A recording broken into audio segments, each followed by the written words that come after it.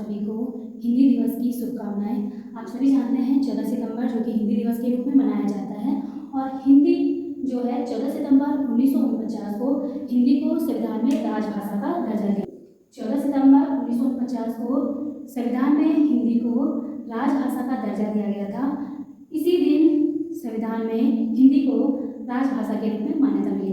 इस कारण 14 सितंबर को हिंदी दिवस मनाया जाता है। जैसे आप सभी जानते हैं कि 10 जनवरी को विश्व हिंदी दिवस मनाया जाता है, क्योंकि यूएनओ द्वारा विश्व में हिंदी के विकास के लिए, हिंदी के प्रचार प्रसार के लिए बहुत सारे देश ऐसे हैं जैसे फिजी, मॉरिशस, सूरीनाम, नेपाल, ऐसे देश हैं जिन्होंने हिंदी के विकास वृद्धि के लिए विश्व में सम्मेलन होते हैं। सबसे पहला सम्मेलन हुआ था 15 जनवरी 1975 को, जो कि नागपुर में हुआ था। और वर्तमान में जो 12वां सम्मेलन हुआ था, इसका विश्व हिंदी सम्मेलन की बात कर रही हूँ, वर्तमान में 12वां सम्मेलन हुआ था जो 15 से 17 फरवरी 2023 को फिजी नाडी में हुआ था, जिसकी थीम थी विश्व में हिंदी को जन्म की भाषा बनाया जाए बगैर मातृभाषा को भूले हुए। तो 10 जनवरी को विश्व हिंदी दिवस मनाया जाता है और 14 सितंबर को हिंदी दिवस मनाया जाता है। 22 भाग होते हैं जिसमें 17 भाग के तहत भाषाओं का उल्लेख है। अनुसूची 12 अनुसूची है जिसमें 8वीं अनुसूची के तहत भाषाओं का उल्लेख है और 343 से लेकर के 351 अनुच्छेद में भाषाओं का वर्णन है। तो मैं आपको बता देती हूँ कि 343 से लेकर 351 तक किस अनुच्छेद में क्या कहा गया है। 343 भाग 1, इसमें कहा गया है हिंदी जो है संविधान की राजभाषा है और उसकी जो लिपि होगी देवनागरी होगी। 343 भाग 1 में 344 अनुच्छेद के तहत कहा गया है राजभाषा आयोग का जो गठन हुआ है 344 अनुच्छेद के तहत हुआ है और 7 जून 1955 में राजभाषा आयोग का गठन हुआ है और जिसके वो थे बीजी खेरे भी इसको कहेंगे, बाल गंगाधर तिलक। इसके बाद 345 के तहत प्रादेशिक भाषा का गठन हुआ है।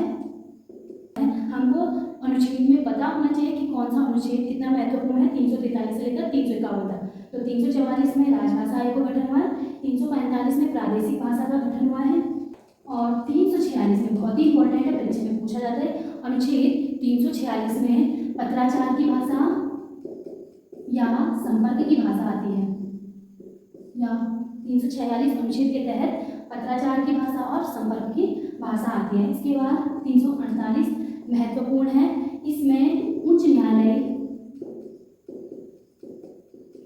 उत्तराखंड का उच्च न्यायालय नैनीताल में है और उच्चतम न्यायालय नई दिल्ली है भारत का। तो उच्चतम न्यायालय और उच्चतम न्यायालय की जो भाषा होगी वो किसमें होगी, अंग्रेजी में होगी। अंग्रेजी भाषा में इसका कार्य होगा 348 के तहत। इसके बाद 350 में महत्वपूर्ण है, इसमें अल्पसंख्यक जो वर्ग है उनकी प्राथमिक भाषा मातृभाषा के रूप में होगी भावनी। और सबसे महत्वपूर्ण है 351 में अनुच्छेद हिंदी के विकास और वृद्धि की बात की गई है। 351 अनुच्छेद में हिंदी के विकास और वृद्धि की बात की है। तो इस प्रकार 343 से लेकर 351 तक हर अनुच्छेद के बारे में पता होना चाहिए कि किस अनुच्छेद में किसका वर्णन। सबसे पहले मैं आपको बता देती हूँ कि संविधान में कुल भाषाओं की संख्या या संविधान में जो भाषाएं हैं वो 22 भाषाओं को मान्यता दी गई है। प्रारंभ में संविधान में 14 भाषाओं का उल्लेख था, जैसे कि मैं आपको बता दूं असमिया, बंगाली, पंजाबी, गुजराती, कन्नड़, मलयालम, तमिल, तेलुगु, संस्कृत, हिंदी, उड़िया, असमिया की 14 भाषाओं का वर्णन था प्रारंभ में। इसके बाद 21वां बहुत इंपॉर्टेंट है, परीक्षा में बहुत पूछा जाता है। 21वां संशोधन हुआ 1967 में, जिसमें 15वीं भाषा जोड़ी गई सिंधी को, जोड़ा गया। इसके बाद 71वां संविधान संशोधन हुआ 1992 में, जिसमें 3 भाषाओं को जोड़ा गया, मणिपुरी, कोंकणी और नेपाली। ये 3 भाषाओं को जोड़ा गया। इसके बाद एक संशोधन और हुआ 92 संविधान संशोधन हुआ 2003 में। इसमें 4 परीक्षा में मैथिली, संथाली, बोडो और डोगरी, ये 4 भाषाओं को जोड़ा गया। तो इस प्रकार 14 ये हो गए, 15वीं एक और जोड़ी 15वीं, 3 ये हो गए, 4 हो गए, टोटल कुल कितनी भाषाएं? 22 भाषाओं को संविधान में मान्यता दी गई है। मैं आपको बता देती हूँ कि जो हिंदी है, हिंदी को सबसे पहले बाल गंगाधर तिलक ने कहा है, तो मैं से हूँ जो चाहते हैं कि हिंदी ही भारत की राष्ट्रभाषा होनी चाहिए। जबकि आप समझ सकते हो कि बाल गंगाधर तिलक हिंदी को भारत की राष्ट्रभाषा बनाने के विचार में थे, इसीलिए उन्होंने ये पंक्ति कही। उसी प्रकार स्वामी अयंकर ने कहा है कि मैं हिंदी को संविधान में राजभाषा बनाने का सबसे पहले विचार गोपाल स्वामी अयंकर ने किया है। हिंदी को संविधान में राष्ट्रभाषा का दर्जा नहीं मिला है। इसका कारण ये था कि जितने भी राज्य हैं, जितने भी क्षेत्र हैं, वो हिंदी को राष्ट्रभाषा के रूप में मान्यता नहीं दे रहे थे, उनको संविधान में बहुमत नहीं मिला, जिस कारण केवल 9 राज्य और 1 केंद्र शासित प्रदेश, टोटल 10, 1 केंद्र शासित प्रदेश टोटल 10 क्षेत्र में ही हिंदी बोली जाती है। आप देखेंगे UP, Uttar Pradesh, Uttarakhand, UK, MP, Madhya Pradesh, HP, Himachal Pradesh, Haryana हो गया, राजस्थान हो गए, बिहार हो गया, छत्तीसगढ़ हो गया, राजस्थान, बिहार, छत्तीसगढ़, झारखंड। तो ये 9 राज्य थे और प्लस एक दिल्ली जो कि टोटल 10 क्षेत्रों में ही हिंदी क्या है बोली जाती है।